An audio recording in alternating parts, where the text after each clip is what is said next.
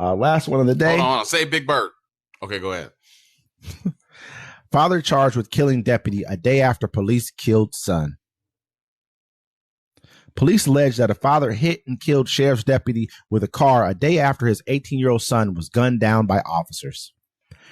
Rodney Hinton Jr., 38, from Ohio, is charged with aggravated murder and is being held without bond. The alleged attack came hours after he watched police footage of a fatal encounter with his son. Lawyers for Hinton family say.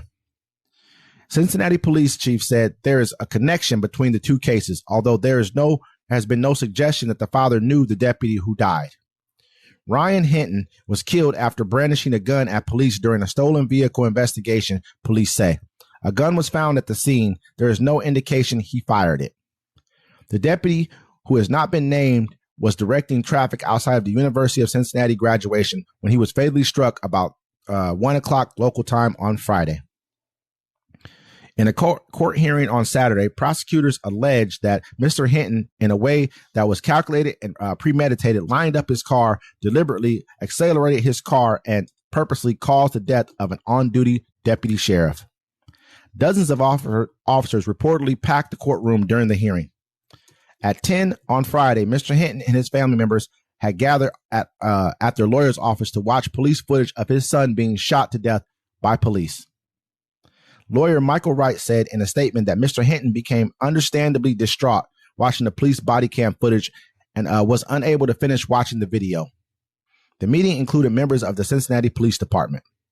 After the meeting with the police department, Ryan Hinton's father left in his own vehicle, and that was the last we heard from him until learning about the tragic incident involving a law enforcement officer who was working a traffic detail near the University of Cincinnati. The lawyer's statement continued. This is unimaginable tragedy for this community, it added. Ryan Hinton's family is heartbroken by the tragic turn of events, and we are all devastated for the family of the officer who was killed. Yeah, man. So check it out like this. I tell him too. So the kid was running. Back was turned to a police officer. He had the gun. It was already on the ground. He threw it on the ground. The cop shot him anyways. Mm-hmm. You know what I'm saying? So the dad was like, well, if my son can get it, anybody can get it. So he did. He did what he wanted to do. You know, I'd rather, you know, it's a tragedy. The 18-year-old was shot.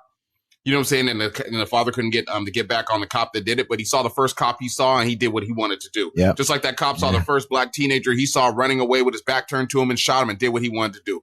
You know, at the end of the day, you have to fight back and you have to resist against people that do things like this to you. I'd rather see some situation like this than to see it. I saw 2 videos of black people holding the phone. Say it again. Call me the N-word again. And they're sitting there screaming. You see the story about the 5-year-old little boy?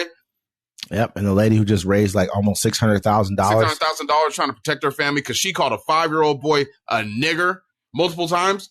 I'm tired of seeing them little videos. Stop being little bitches and do something. And his dad did something. You know what I'm saying? Like, I always tell people like that too. I'm like, I hope the police don't fuck with my kids, bro, because you'll see the depths I'll go for my seeds. And my kids, you know, we have law enforcement in our family. You know what I'm saying? But I mean, it's a tragedy and sad, but it's a long time coming. It was a tough scene to watch him in the courtroom. You know, as he's being arraigned for the charge. They said Saturday. It's crazy. I'd never even heard of a Saturday court before in my life. So obviously this was that serious where they wanted to get him in there immediately to arraign him. But the courtroom was packed with officers. I mean, they were standing all up behind him. It was like an intimidation type of thing, not only with him, but with the judge as well. It wasn't even like a regular courtroom, really. It was like there was no sitting room in here. It was like they were just basically piled in behind this guy, all standing at him with stone face, kind of looking at him like he's wrong. I'm not saying that he's not wrong because he killed someone who had nothing to do with it. But at the same time, you know what I mean? Your child gets killed. It's been a long time in our community. We've seen this story too many times play out too many times. And we know he's going to get away with it. I mean, they'll make up whatever story. The kid had a gun allegedly. They're saying he may have pointed it at the officer. I don't know. They're saying they don't know if he fired the gun or not. It's a lot that we don't know, but at the same time, it's 2 senseless lives. I put it on my page, and one of my cousin of mine came out and was like, "Hey, this is what happened." Kind of gave some background on it. Yeah. But then at the same time, he said this is just 2 senseless lives that have been lost for no reason. And they're saying the officer that shot the kid, he was already retired. He wasn't even supposed to be out there, no way. You know what I'm saying? He was just coming in to do whatever. But still, you shoot an unarmed teen. The father had to watch his son. Can't say he's unarmed because they said he had a gun. Supposedly. I mean, you're going to say whatever. I mean, we'll show us the body cam. I got you. You know, they're always going to say that. They could take one and they could have a gun on them and just throw it on the ground like they've done before. I was watching a video the other day where the guy was videotaping the cop, and the cop comes up, puts the gloves on, throws the drugs in the back seat. I saw that too. He's like, yo, I just watched you do that. I got you on film. He's like, oh, you know what I'm saying? And the cop got suspended for it. But, you know, when people are out to get you, you never know what someone else is going to do to you. And you never know what someone's reaction is, especially a man that loses his son, you know, after 18 years of raising him.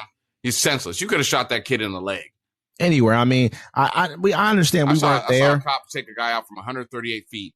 I understand we weren't there. So to say, like, you know, like if a person pulls a gun on you, you don't know. I mean, you know, you don't know which your life, it's like life or death flashing before your eyes as well, too. So we don't know. But at the same time, though, it's sad to see that this came to this. And this man, I mean, to me, this is a crime of passion. This is like a, you know, like it's an insanity plea, because when he walked out that courtroom, you saw the look on his face of like, and yeah, that's my son. That's my kid. Don't take my kid. Don't take my son, because you guys are probably just going to get put on paid administrative leave for a while. You know, you know what I mean? But he's going to be sitting in jail. He's not getting a bond more than likely. This is what they're going to keep him in jail and make him sit here, because he's a menace to society in their eyes. But you know who's a menace to society in ours? A lot of times the police department is. And they have a prosecutor who's a black man, who's a prosecutor. That was a sad thing for me to look at too, but I understand. I'm happy to see that there are black prosecutors and stuff. You know, of course there are everywhere, but it's just sad to see that that's who they paired him with. Well, you know, they have to make it so that it seems like it's not a race thing. But I mean, all the cops were in the courthouse. That means when he's going into jail, they're going to be harassing him, beating him, taking his pillow, taking his blanket, putting not stuff feeding in his him, food, spitting in his food. He's going to get the look on his face of just like, yeah, I did it. Man, he's going to have problems in there for quite some time. And he's probably going to spend the rest of his life behind bars. Well, let's see what the police do. They might get on the streets and try to be like, well, we got to overassert ourselves, but you just did that. You just might cause more harm to yourself. I mean, like I was thinking about that the other day. Like, you know, when the police do stuff to black people up here where we're at in Washington, bro, we don't take it. You can check our record. We bout that action. It's just there's a video right here. Just a sad altercation, sad situation. Yeah, they just cut it off. But ladies and gentlemen, we're going to keep you up to date with everything that's going on here and everything that's going on in the world. This is Uncommon Courtesy. We'll see you next time.